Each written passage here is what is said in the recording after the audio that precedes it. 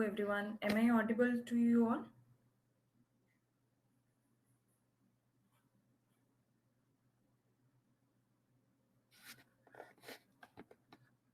Okay, so I'm just waiting for 2 more minutes. All the registrants are now joining in.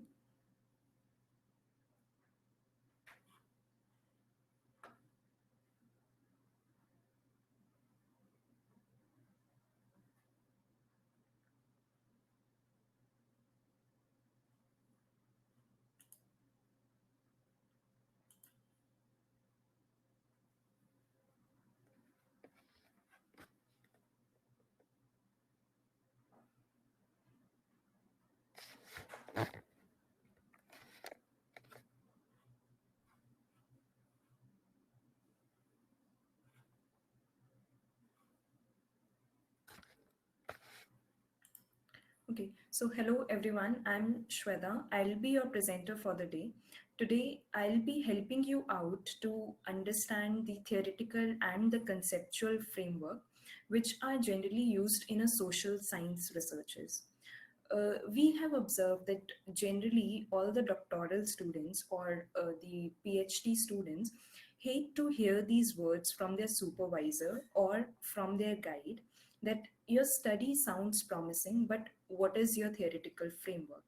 So this question is often met with silence or with a raised eyebrows or with shrugged shoulders, which indicates that more of the information is needed about these terms. Also, I have seen that many of the scholars being confused with these terms. So it is necessary that all the PhD theses, dissertations, and the research papers need to have a strong theoretical and a conceptual framework to justify the strength and the significance of your research. So basically, it provides an explanation of why your study is significant and valid, and how it is filling the existing research gap in the body of knowledge. So I know that these terms sounds very similar, and most of the scholars generally confuse with these terms. So, but yes, there is a difference between these two terms, and the meaning of their terms, the names, the roles which they play in the research. So they are different. So if you have a very good understanding of both the terms, definitely you will conduct a very good research. So if you guys have any queries, you can write in the chat box and our team members will reply you there. And also you can write into the email ID, which is phdhelp@5vidya.com. Also, many of the registrants were asking about the webinar certificate. So yes, we will be providing you with that. For that, you can email us to the mentioned email ID, which is again phdhelp@5vidya.com. So I'll be starting with the presentation now.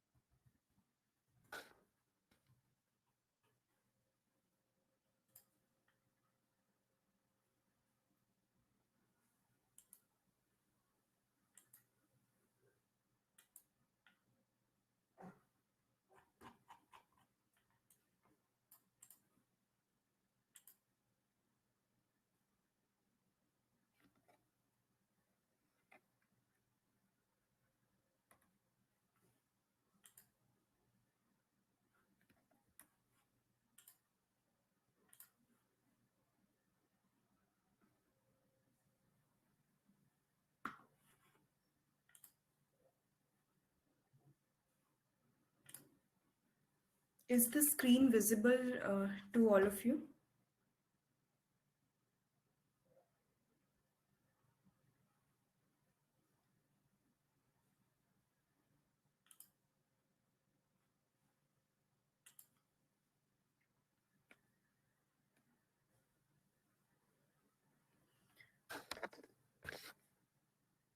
Okay.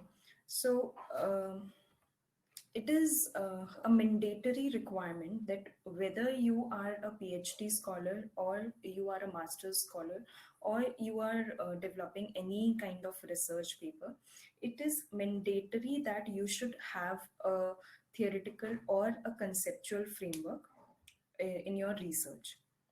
So today I'll be covering these topics like the meaning of the theoretical and the conceptual framework. How does a conceptual framework different from a theoretical framework? Why do you need a conceptual or a theoretical framework? And how do you find these? How you can develop these frameworks? And also I'll be explaining you with an example of how you can develop a conceptual framework.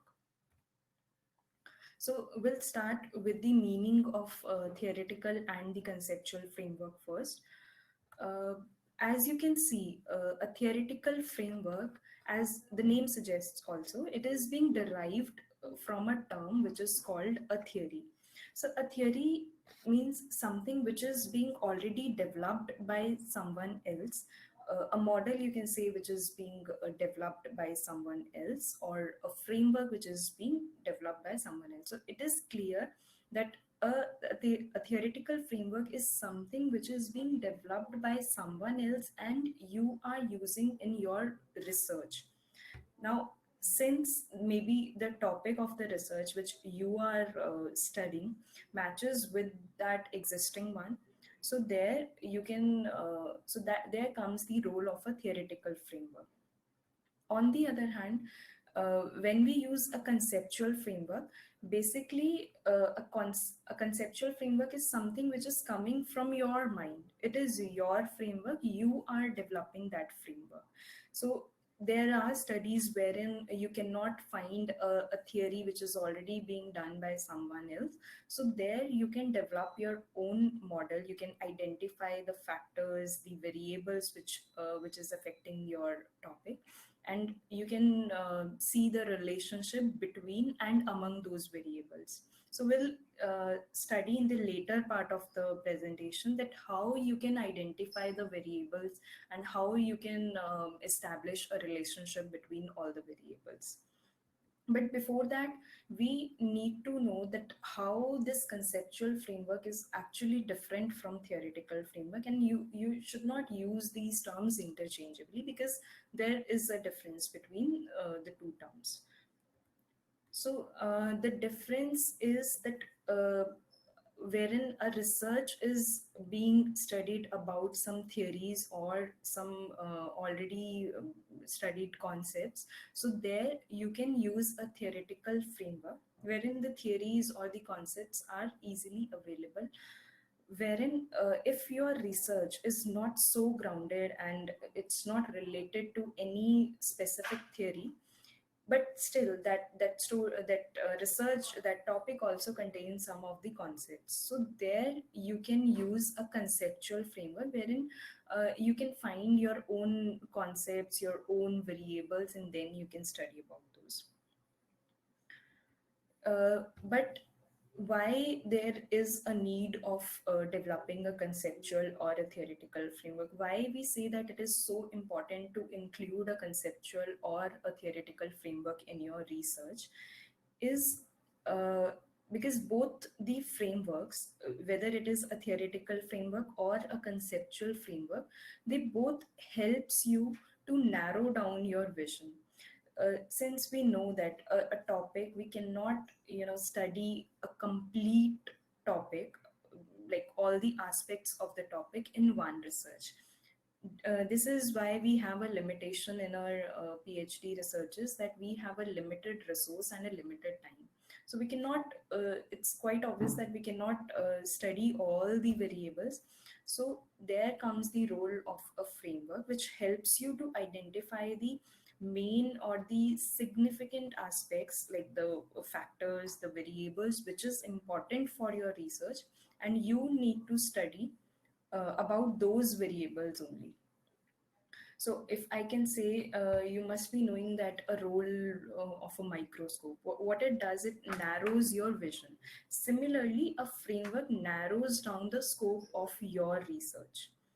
And later part, like if I talk about a later part of the research thesis, you can see that a literature review, like a problem statement, a literature review is being developed basis on the framework itself.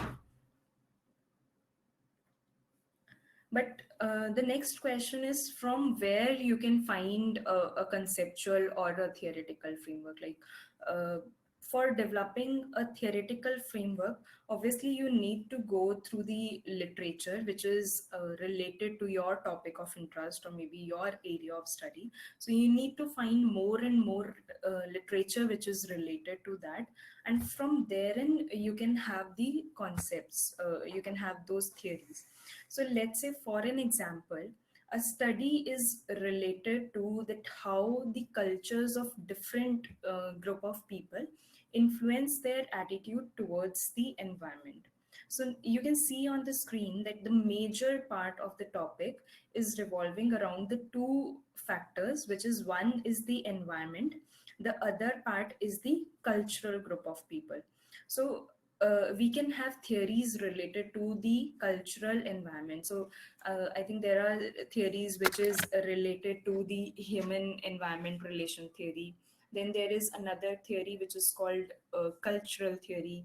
Then there is a theory called historical ecology theory. So these are the theories which is being developed on this topic. So you can use this in your own researches. Next, the question comes is how do we develop a conceptual framework? So I have taken an example here wherein I'll be showing you how you can develop a conceptual framework and how you can use it in the later part of your thesis. The title of the the title of your thesis is the influence of customer based brand equity on buying behavior, a study with special reference to convenience goods in Kerala market. So here you can see the title is having two main factors, which is customer based brand equity and the buying behavior. So it's obvious that our study is going to revolve around only these two factors, which is the major factor of our of this research. So if you go through the research questions, I'll read out. The questions are that how important is understanding of customer-based brand equity for successful marketing of products in retail store? So since we are talking about the convenience goods, so we are studying about the retail store here. The second question says that how the organized and unorganized retail formats are penetrated in Kerala market, and what is the relationship among customer-based brand equity dimensions. So this is a point which you should note here, that we have to study the relationships among the various customer-based brand equity dimensions. So within those brand equity dimensions, we need to study the relationship. The third question says that what is the relationship between the customer based brand equity dimensions with the overall brand equity, and how it is affecting the consumer behavior, and at last a framework needs to be proposed which says that how the customer based brand equity influence the customer buying behavior. So, basis on these research questions, we will develop the research objectives, which says that, which is basically the same one which we have developed, which we have used in the research questions.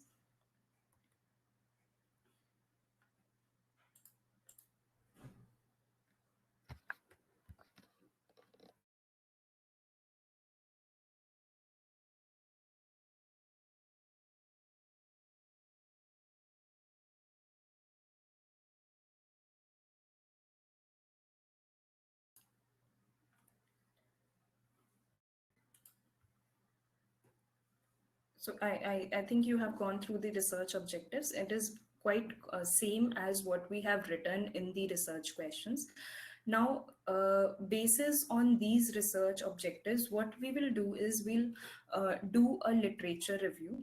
wherein we will identify the variables which is related to the two key terms what we had. One is the brand equity, the other one is the buying behavior. So these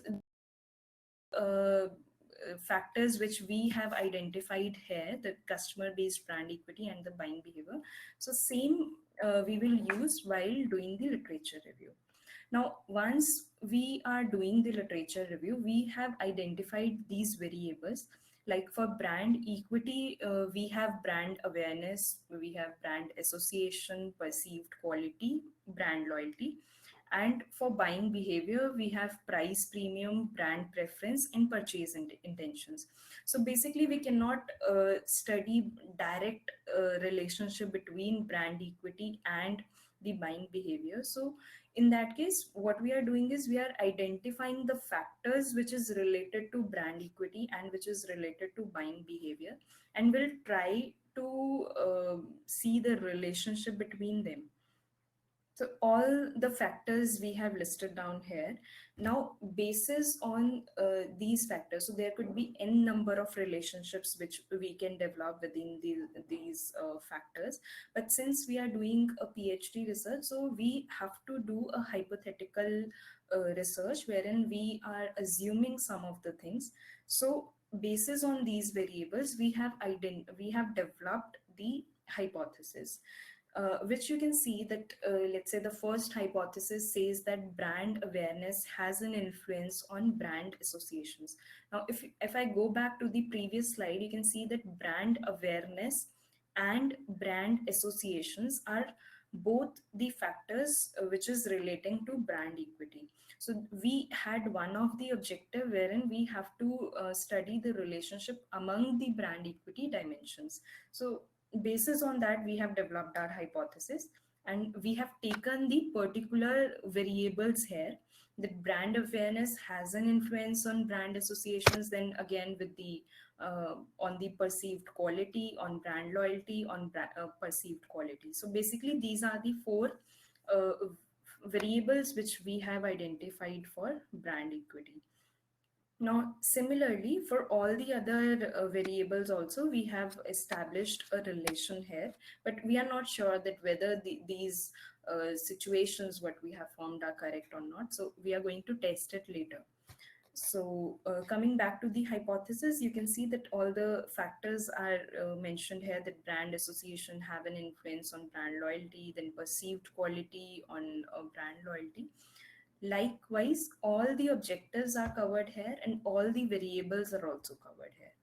Now, since this is a assumption which we have taken here, now what we'll do is we will uh, the relationship what we are trying to establish using those objectives, we are presenting it in a diagrammatic form, which is generally our conceptual framework. So again, you can see that all the four factors which we have derived here are being used in this conceptual framework. So you can see all the four factors: brand awareness, perceived quality, brand associations, and brand loyalty. Basically, these are the factors which is related to the brand equity. And on the other side of the diagram, you can see that on the other side of the diagram, you can see that all the factors related to the consumer buying behavior is being mentioned here.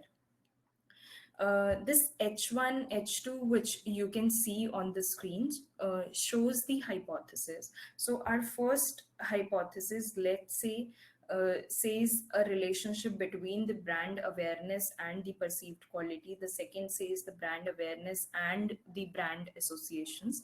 So all the hypotheses among showing the relationship between the factors have been depicted here in the diagram.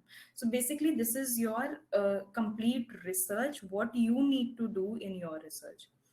Now, the next thing what we do is, for developing a conceptual framework, you need to identify the variables which we generally classify into independent variables and dependent variables. So you can see that brand equity the all the factors which is related to brand equity are the independent variables, and all the factors which is related to this customer buying behavior are dependent variables.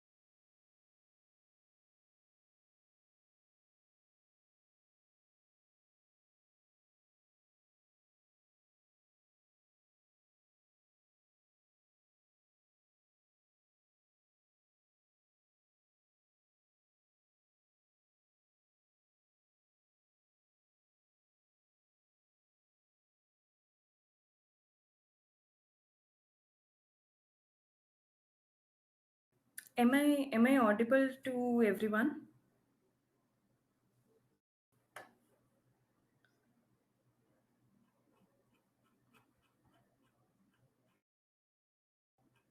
Am I clear to everyone?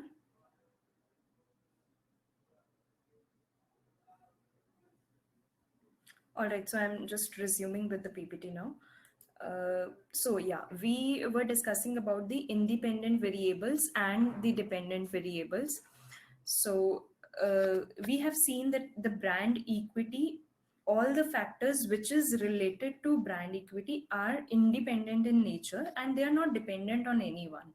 So that is why we categorized them into independent variables.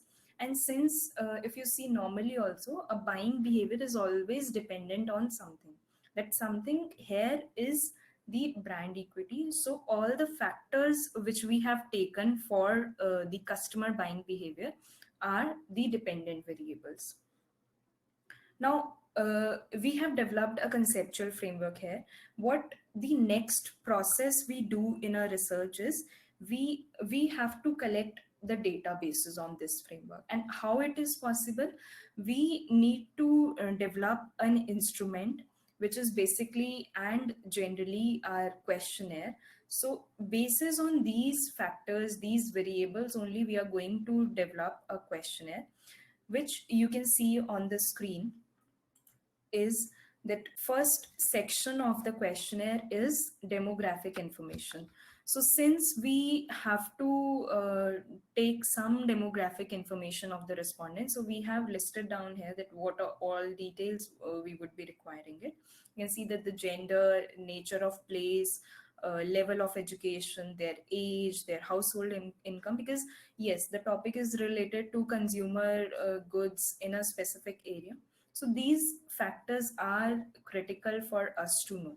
So we'll go to the second part of the questionnaire, which says that which of the brand are most common among the convenience goods. So all the convenience goods, like basically which we use on a daily basis, are listed down here, like toothpaste, washing powders, soft drinks, biscuits, and the common brand names are mentioned.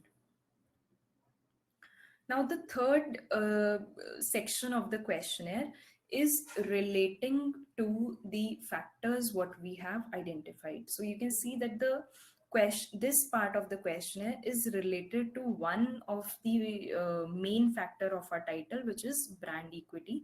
And the first variable which we have identified was the brand awareness. So we have put questions related to brand awareness here, that I'm aware of these brands, I'm quite familiar, I've heard of these brands, most people are aware of these brands. So a question which is relating, or which is help you to understand the awareness of that brand, we have put it here.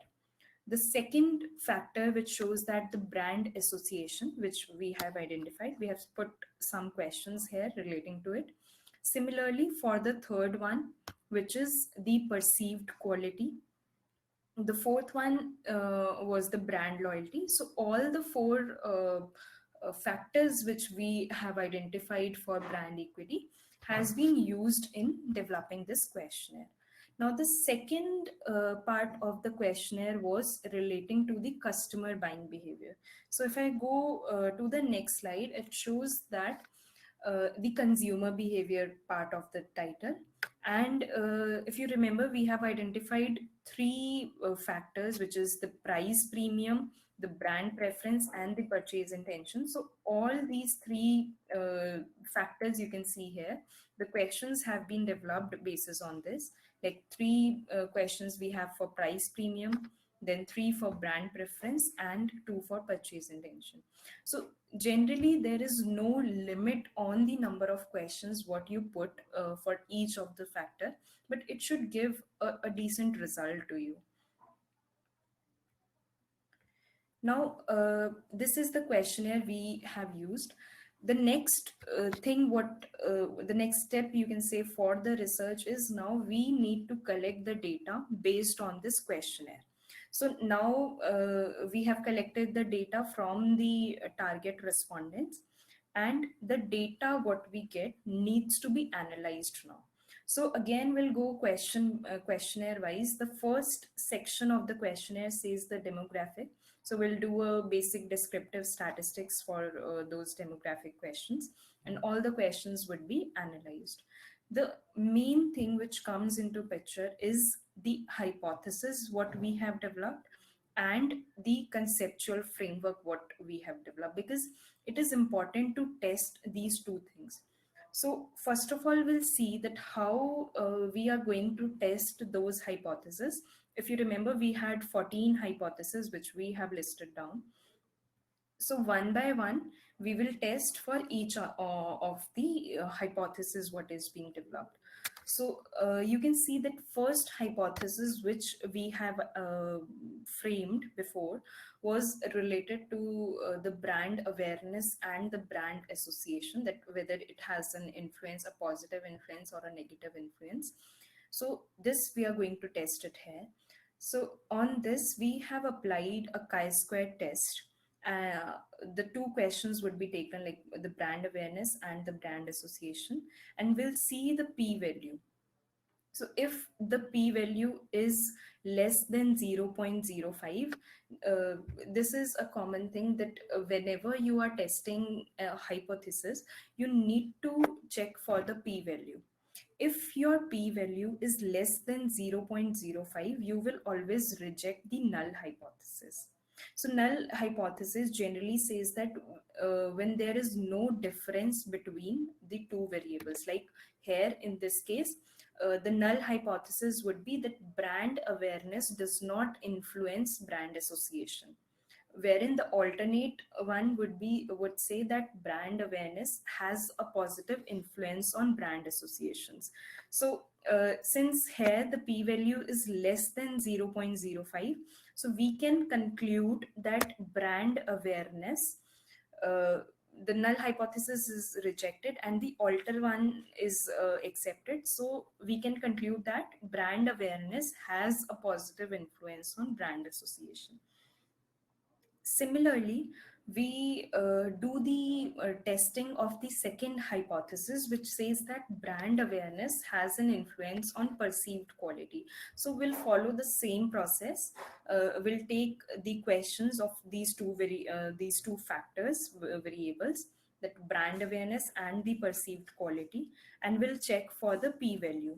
If the p-value is less than 0.05, we'll reject the null hypothesis and we'll accept the alternate one. So similarly, here also the p-value is less than 0.05, and it says that brand awareness has an influence on perceived quality. So likewise, we'll do the testing of all the hypotheses. This was your hypothesis testing part, but the main part is still left, which is the testing of your model which you have developed. So now we'll move to this conceptual framework again, which we need to test. So this was the framework what we have developed, and we need to check the relationship among these variables. Now, to test this conceptual framework or conceptual model, we have used multiple regression. Why we have used multiple regression is whenever you have one dependent variable and multiple independent variable, we can use multiple regression there. So in our case, if we see, we'll take a dependent variable one by one, like price, premium, brand preference, and purchase intention are in this study is the dependent variable, and we have more than one independent variable, so we are good to go with the multiple regression.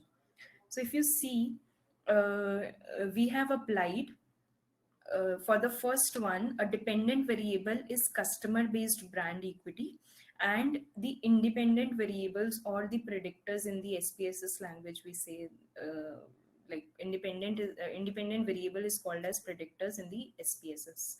So brand awareness, brand associations, perceived quality, brand loyalty, these are independent variables. So what we have done is we have applied a multiple regression. So first table which comes in the SPSS was the model summary, and the second you can see is the coefficient table. Now, if you see, for the brand association, the highest beta value in the unstandardized or in the standardized coefficient is with the brand association. So here we can say, and all of them have a positive value. So this says that all the independent variables like brand loyalty, perceived quality, brand awareness, brand association are positively related to the dependent variable, which is our customer based brand equity. Similarly, we'll do for the next one, which is wherein we are taking the buying behavior as the dependent variable, and the independent variables were the willingness to pay, price, premium, brand preference, purchase intention. So again, the same process will do. The third one is we are taking buying behavior again as dependent variable on brand awareness, brand association, perceived quality, and brand loyalty. And the fourth regression we apply on this set of variables, wherein we are taking customer based brand equity as a dependent variable, and independent would be the factors of the buying behavior. So this way we conclude that the conceptual framework, the conceptual model what we have developed was a good fit, and all the variables were positively related to each other, which shows that yes, the brand equity shows a positive impact on a customer buying behavior.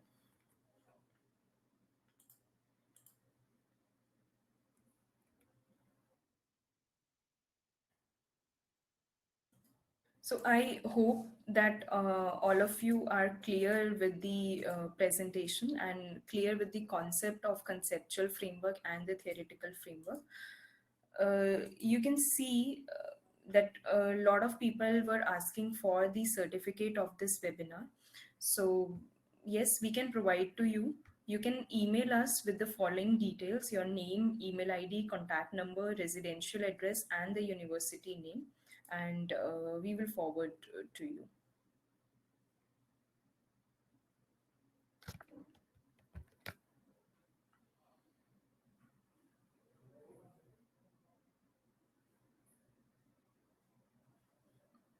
Also, we will be sharing the PPT with you if any of the scholar wants to see the PPT, or maybe you are looking for the PDFs of the theoretical framework or conceptual framework, we can email to you.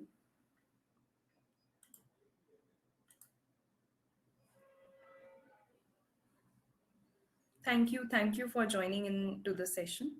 Thanks.